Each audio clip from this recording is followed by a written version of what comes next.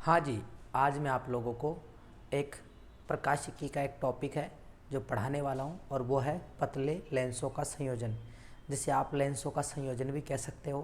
तो पतले लेंसों का संयोजन जब किया जाता है तो उनकी कुल फोकस दूरी क्या आती है, लेंस की क्षमता क्या आती है और आवर्धन क्षमता क्या आती है, ये सभी जानेंगे अपन इस वीडियो के अंदर।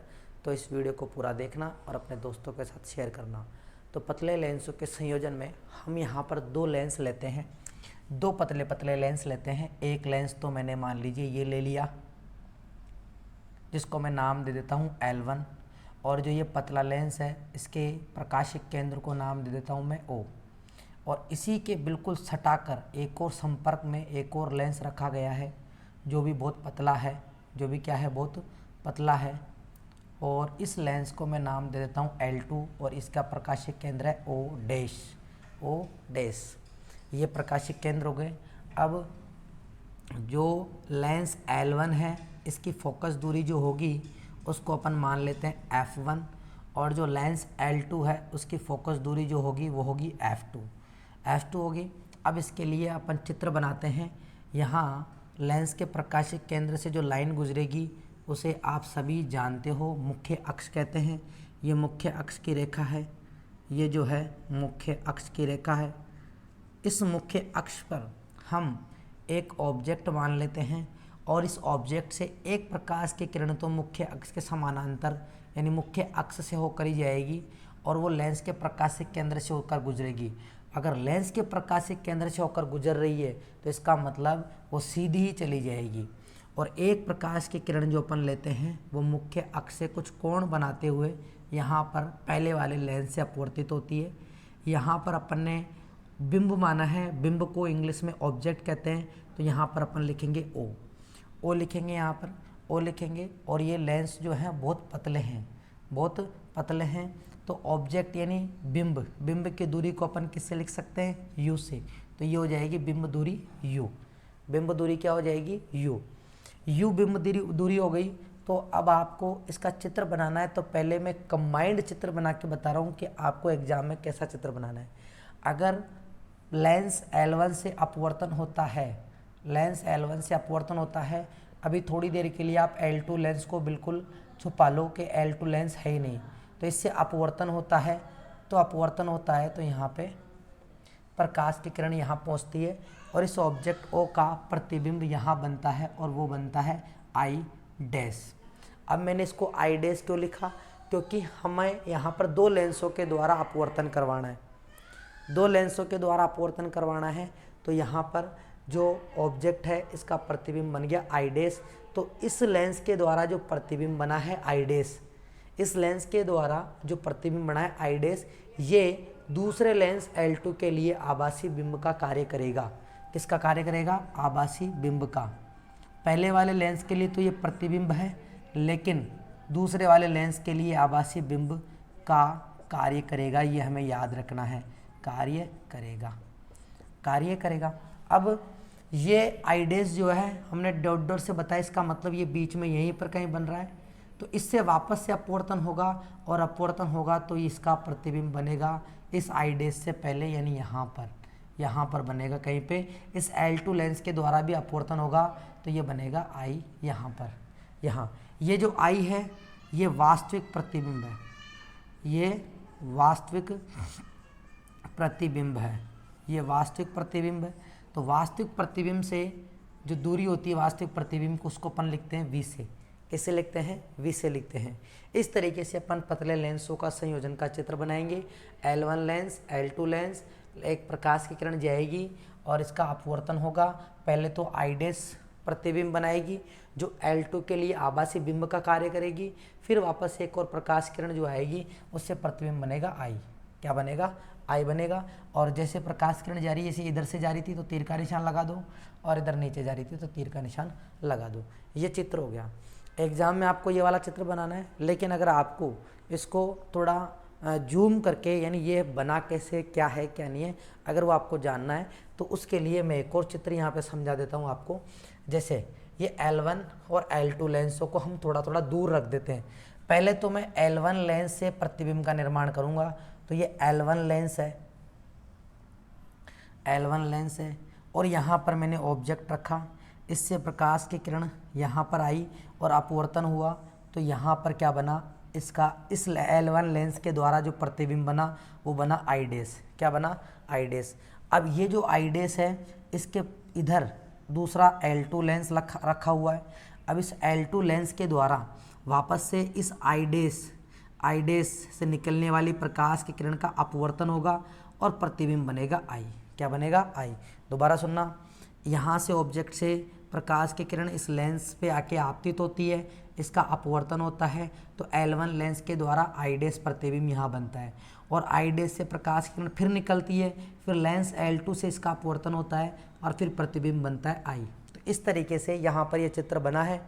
तो ये जो आई है इसके लिए तो प्रतिबिंब है, इसके लिए तो क्या है, इसके लिए तो प्रतिबिंब है, ठीक है, और इसके लिए L2 के लिए क्या है, आभासी बिंब, आभासी बिंब। ये बात आपको याद रखनी है। अगर आपको ये बात याद है तो आप आसानी से इसके समीकरण लिख सकते हो और लेंस संयोजन से जो सूत्र प्राप्त होता है वो ज्ञात कर सकते हो। एक बार चेक कर लेते हैं। हाँ जी, सब कुछ सही है। अब इसी से, इस चित्र से मैं L1 के लिए सूत्र लिखूंगा और L2 के लिए लिखूंगा, ठीक है। L1 के लिए, L1 यानी ये लेंस, इसके लिए हम सूत्र लिखेंगे और लेंस सूत्र कौन सा, यहाँ पर अपन सूत्र काम में लेंगे लेंस सूत्र काम में लेंगे और लेंस सूत्र जो होता है वो होता है 1/f बराबर 1/v माइनस 1/u, ठीक है। पहले वाले लेंस के लिए बात करते हैं, L1 के लिए। L1 के फोकस दूरी क्या है, f1, तो f1 लिखेंगे बराबर पहले वाले लेंस के लिए प्रतिबिंब क्या है, आई डैश। क्या है, आई डैश। यहाँ पर इसका प्रकाशीय केंद्र O है और ये O डैश है। तो ध्यान देना, पहले वाले लेंस के लिए प्रतिबिंब कौन सा है, आई डैश। तो ये प्रतिबिंब की दूरी क्या हो जाएगी, O से लेकर आई डैश, और ये वाली दूरी क्या कहलाएगी, O से लेकर आई डैश। तो अपन इसको लिखेंगे O से लेकर आई डैश। क्योंकि ये वास्तविक प्रतिबिंब नहीं है इसलिए मैं इसे V नहीं लिख रहा, इसे केवल नाम ही दे रहा हूँ, O से लेकर आई डैश लिख दिया। माइनस का निशान 1/u, 1/u। ध्यान दो, 1/u यानी बिंब दूरी। तो पहले वाले लेंस के लिए तो बिंब दूरी u ही कहलाएगी। तो ये वाली दूरी क्या है, u। तो यहाँ पर लिख देंगे u। ये हो जाएगा समीकरण नंबर 1। किसके लिए, लेंस L1 के लिए। अब L2 के लिए लिखेंगे समीकरण, L2 के लिए समीकरण लिखेंगे, L2 के लिए। तो L2 लेंस के लिए आई डैश आभासी बिंब का कार्य कर रहा है, तो आभासी बिंब का कार्य कर रहा है और आई जो है वास्तविक प्रतिबिंब बना है, तो वास्तविक प्रतिबिंब की दूरी तो क्या हो जाएगी, v। सूत्र लिखेंगे 1/f2 यानी L2 लेंस की फोकस दूरी क्या है, f2। तो 1/f2 बराबर 1/ प्रतिबिंब दूरी। तो L2 लेंस के लिए प्रतिबिंब ये रहा, तो इसकी प्रतिबिंब दूरी आएगी v। क्या आएगी, v माइनस बिंब दूरी। L2 लेंस के लिए बिंब कौन सा है, आई डैश। तो दूरी हो जाएगी O डैश से लेकर आई डैश, तो 1/O डैश आई डैश। समीकरण नंबर 2 क्या हुआ, ये समीकरण नंबर 2। तो यहाँ तक आपको समझ में आ गया होगा क्या किया हमने। ये तो आपको चित्र बनाना ही है, ये रफ डायग्राम आपके लिए है कि आप लेंस सूत्र आसानी से लिख सकते हो L1 के लिए और L2 के लिए। L1 के लिए लिखोगे तो ये आएगा, L2 के लिए लिखोगे तो ये आएगा। यहाँ से आपको आसान हो जाएगा समीकरण लिखना। अब यहाँ पर हम जो ये टाइटल जो लिखा हुआ उसको समझते हैं, पतले लेंसों का संयोजन। यानी ये लेंस बहुत पतले हैं। अगर मैं कहूँ कि ये लेंस बहुत पतले हैं, यानी ये लेंस बहुत पतले हैं, जैसे मान लो ये तो मैंने चित्र में बताया कि बहुत ही पतले हैं, तो लेंस का O और O डैश दोनों पास पास में होंगे। भाई बिल्कुल पतले लेंस है ये, तो O और O डैश ये बिंदु जो है मान लेते हैं एक ही जगह पर हैं, एक ही जगह पर हैं। तो एक ही जगह पर है तो ध्यान देना, O से लेकर आई डैश और O डैश से लेकर आई डैश, ये दोनों दूरियां क्या होगी, बराबर। जब ये दोनों पास पास में हैं तो आप कह सकते हो O से लेकर आई डैश यानी ये वाली दूरी और O डैश से लेकर आई, ये वाली दूरी। यहाँ पे आप समझो, अगर O और O डैश बिल्कुल पास में है तो O से लेकर आई डैश और O डैश से लेकर आई डैश दोनों क्या है, बराबर है। क्योंकि प्रश्न जो आपको देंगे तो उसमें पतले लेंस बोला है ना, तो पतले लेंस बिल्कुल पास पास में होते हैं और पास पास में हैं तो क्या होगा, वो दूरियां बिल्कुल बराबर होगी, ओ से लेकर आई डैश और ओ डैश से लेकर आई डैश। तो आप यहाँ पर मानेंगे, अजम्पशन मानेंगे, क्या मानेंगे यहाँ पे कि पतले लेंसों के लिए, यहाँ लिख देता हूँ, पतले लेंसों के लिए ओ व ओ डैश बहुत पास है, बहुत पास में है, अतः ओ आई डैश बराबर ओ डैश आई डैश होंगे। तो अब आप क्या करोगे, समीकरण नंबर 2 जो है इसमें आप बदलाव कर दो, ओ डैश आई डैश को क्या लिख दो, ओ आई डैश। क्यों लिखेंगे, क्योंकि समीकरण नंबर 1 में ओ आई डैश लिखा हुआ है, तो जब जोड़ेंगे तो ये कट जाएंगे, इसलिए लिखेंगे। तो आप लिखोगे तो समीकरण नंबर 2 से समीकरण नंबर 2 क्या बन जाएगा, 1/F2 बराबर 1/V माइनस 1/ओ डैश आई डैश को मैं क्या लिख सकता हूँ अब, ओ आई डैश। तो यहाँ पे लिखेंगे ओ आई डैश, ये बन जाएगा आपका समीकरण नंबर 3। ठीक है, ये बदलाव करने के बाद में ये बन जाएगा आपका समीकरण नंबर 3। तो यहाँ तक आप एक बार इसका स्क्रीनशॉट ले लो, मैं इसे मिटा के और आगे का डेरिवेशन कंप्लीट करूँगा।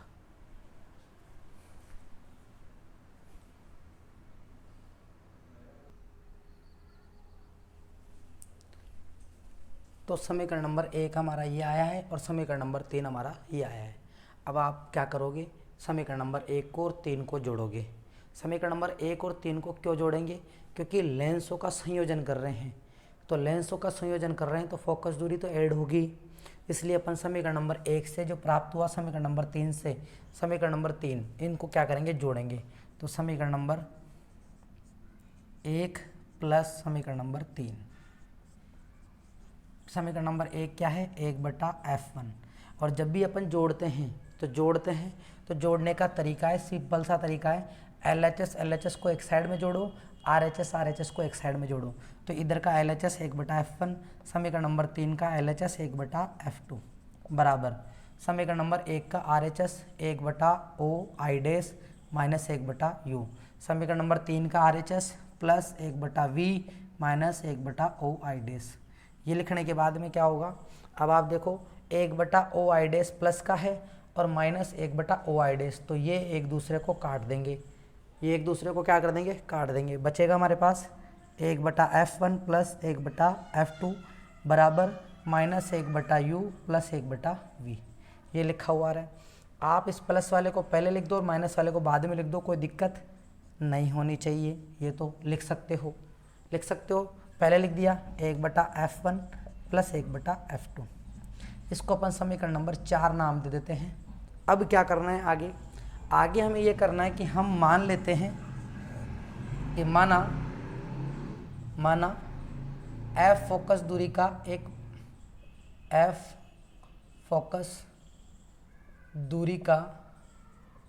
लेंस है, यानी अपन उन F1 और F2 फोकस दूरी लेंस की जगह एक, अगर मैं F फोकस दूरी का लेंस लेता हूँ, F फोकस दूरी का लेंस है, तो जैसे अपन ने एक F फोकस दूरी का लेंस लिया, तो इसमें बिंब अगर मैं यहाँ पे रखता हूँ तो इसका प्रतिबिंब बनता है यहाँ पे, तो ये दूरी क्या कहलाएगी, ये दूरी तो हो गई U और ये दूरी क्या कहलाएगी V। और इसके लिए अगर मैं लेंस सूत्र लिखता हूँ, इसके लिए F फोकस दूरी वाले लेंस के लिए अगर लेंस सूत्र लिखता हूँ तो होगा 1/F बराबर 1/V माइनस 1/U, समीकरण नंबर 5। समीकरण नंबर क्या हो गया, 5। अब अगर मैं उन दोनों लेंसों की जगह F फोकस दूरी का लेंस यूज कर रहा हूँ तो उससे लेंस सूत्र आता है 1/F बराबर 1/V माइनस 1/U।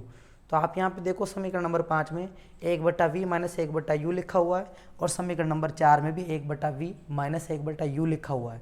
तो इसका मतलब ये है कि आप अगर समीकरण नंबर 4 और 5 की तुलना करते हो, या फिर आप समीकरण नंबर 5 में जो 1/V माइनस 1/U का मान 1/F है उसको यहाँ पे रख दो, तो अपन तो इसको ऐसे लिखते हैं समीकरण नंबर 4 व इसको मैं दोबारा लिख देता हूँ, समीकरण नंबर 4 व 5 से 4 में देखा, ये तो ऐसे कैसे आएगा LHS 1/F1 प्लस 1/F2 और 1/V माइनस 1/U की जगह क्या आ जाएगा 1/F। तो इसका मतलब क्या हुआ, समीकरण नंबर और 4-5 से कि जो पतले लेंसों की फोकस दूरियों का जो मान था, यानी उनका व्युत्क्रम 1/f के बराबर आएगा। 1/f1 प्लस 1/f2 बराबर क्या आएगा? 1/f। तो ये हमें पता चल गया कि अगर अपन लेंसों का संयोजन करते हैं तो उनकी फोकस दूरी इस व्युत्क्रमानुपाती रूप में जुड़ती जाती है। अगर 3 लेंस होंगे तो 1/f3 आ जाता, 4 लेंस होते तो 1/f4 और जुड़ जाता, इस तरीके से। अब इसी के साथ में हम बात कर लेते हैं कि लेंस की क्षमता क्या होगी। अगर अपन पतले लेंसों को जोड़ते हैं तो उनकी लेंस की क्षमता क्या होगी? तो लेंस की क्षमता का सूत्र होता है P बराबर 1/f। जानते हो ना ये? तो P बराबर 1/f होता है। अगर P बराबर 1/f है तो 1/f1 को मैं P1 लिख सकता हूँ और 1/f2 को मैं P2 लिख सकता हूँ। P1 बराबर 1/f1 और P2 बराबर 1/f2। तो समीकरण नंबर 6 से, समीकरण नंबर 6 में अब क्या कर सकता हूँ? देखो, समीकरण नंबर 6 में आप लिख सकते हो कि 1/f1 को तो P1 लिख सकता हूँ और 1/f2 को P2 लिख सकता हूँ, बराबर 1/f को P लिख सकता हूँ। तो इसका मतलब लेंस की क्षमता जो होगी वो जुड़ती जाएगी। क्या होती जाएगी? जुड़ती जाएगी। P1 प्लस P2 यहाँ पे क्या होंगे? जुड़ेंगे। जैसे मान लो एक लेंस की क्षमता 2 डायोप्टर है। जैसे एग्जाम्पल के तौर पे अगर मैं आपको बताऊँ, यहाँ पे अगर P1 प्लस का 2 डायोप्टर है और P2 माइनस का 3 डायोप्टर है, इसको 3 डायोप्टर, इसको 2 डायोप्टर लिख देते हैं माइनस का। तो टोटल पावर कितनी होगी लेंसों के संयोजन करने पर? टोटल पावर आएगी P1 का मान 3, P2 का मान -2, तो 3 में से 2 गए तो 1 डायोप्टर। कितनी आएगी? 1 डायोप्टर। इस तरीके से लेंसों का संयोजन होगा। तो ये चिन्हों के साथ में है चिन्ह। प्लस तो होता है उत्तल दर्पण के लिए और माइनस की क्षमता होती है अवतल दर्पण के लिए। ठीक है। अब इसी के साथ में आवर्धन क्षमता क्या होगी? देखो, आवर्धन क्षमता m होती है, m। इस वाले लेंस की आवर्धन क्षमता m है और जो पतले लेंस अपन ने जोड़े थे तो पहले वाले लेंस की आवर्धन क्षमता m1 और दूसरे वाले लेंस की आवर्धन क्षमता m2। अगर अपन ने लेंसों को आपस में सटा कर रख दिया, चिपका के रख दिया, लेंसों का संयोजन कर दिया, तो उनकी आवर्धन क्षमता मल्टीप्लाई हो जाती है। क्या हो जाती है? मल्टीप्लाई। तो वो हो जाएगी m1 गुणा m2, यानी इसकी आवर्धन क्षमता अगर m है तो ये m जो है वो बराबर होगा किसके? m1 मल्टीप्लाई m2 के। m1 पहले वाले लेंस की आवर्धन क्षमता, m2 दूसरे वाले लेंस की आवर्धन क्षमता। तो आवर्धन क्षमता मल्टीप्लाई होती है और लेंस की क्षमता जुड़ती है और फोकस दूरी व्युत्क्रमानुपाती के रूप में आती है। कब? जब अपन लेंसों को जोड़ते हैं। तो इसके बाद में मैं आप लोगों को इससे संबंधित एक न्यूमेरिकल करवाऊंगा, उसे भी आप ज़रूर देखना, तब जाके आपका एक टॉपिक बिल्कुल क्लियर हो जाएगा और फिर आपको इसमें कोई दिक्कत नहीं रहेगी। तो आपको ये वीडियो कैसा लगे इसे कमेंट बॉक्स में ज़रूर बताना। आपको कैसा लगा कमेंट बॉक्स में ज़रूर बताना। ठीक है। Thank you. जय हिंद, जय भारत।